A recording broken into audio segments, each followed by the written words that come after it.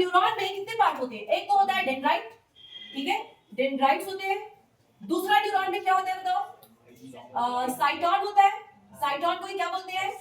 Cell body बोलते हैं, cell body बोलते हैं। और तीसरा यहाँ पर क्या होता है? एक्सॉन होता है। एक्सॉन को ही हम लोग क्या बोलते हैं? नर्व फाइबर बोलते हैं। तो एक्सॉन को क्या बोलते हैं? Nerve fibre. नर्व फाइबर जो लॉन्गेस्ट, जो लॉन्ग सिलेंड्रिकल पोर्शन होता है न्यूरॉन का, जो सिग्नल को ट्रांसमिट करता है, उसी को तो हम लोग बोलते हैं एक्सॉन, है ना?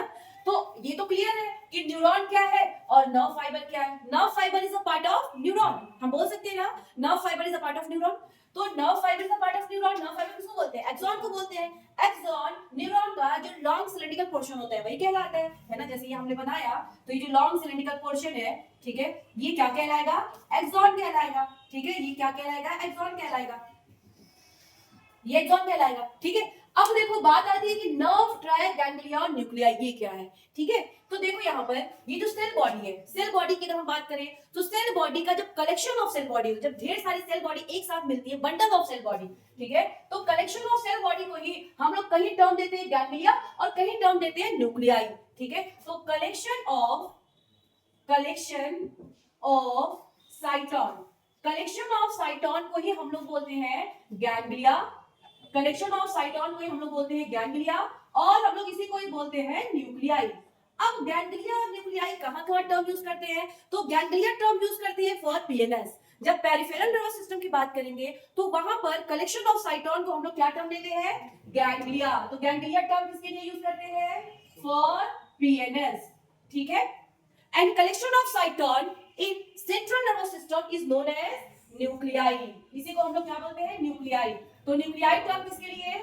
सीएनएस के लिए। क्लियर? साइटोन का जो कलेक्शन होता है, जो बंडल होता है, उसी को हम लोग बोलते हैं गैंग्लियाई, गैंग्लिया या फिर न्यूक्लियाई। गैंग्लिया टर्म यूज करते हैं पीएनएस के लिए और न्यूक्लियाई टर्म सीएनएस के लिए। क्लियर? अच्छा, अगर हम बात करें एक्सॉन की यानी नर्व फाइबर की, तो कलेक्शन ऑफ नर्व फाइबर को हम लोग बोलते हैं नर्व या फिर बोलते हैं ट्रैक, ठीक है। तो collection of nerve fibre, collection of nerve fibre को हम लोग बोलते हैं नर्व या फिर बोलते हैं track.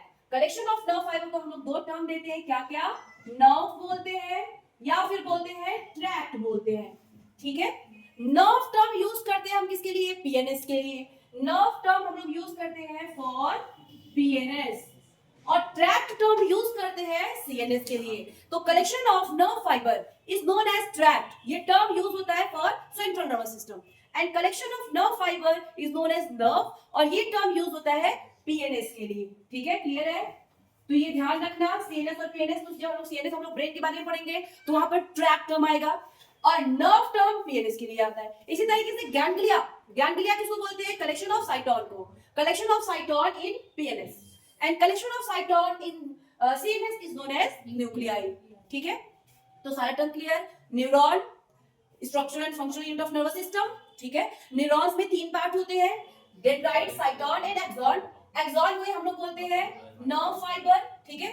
Collection of nerve fibre को हम लोग बोलते हैं nerve in PNS and track in CNS. तो नर्व क्या है? Collection of nerve fibre, nerve is the collection of nerve fibre, track is also the collection of nerve fibre, ठीक है।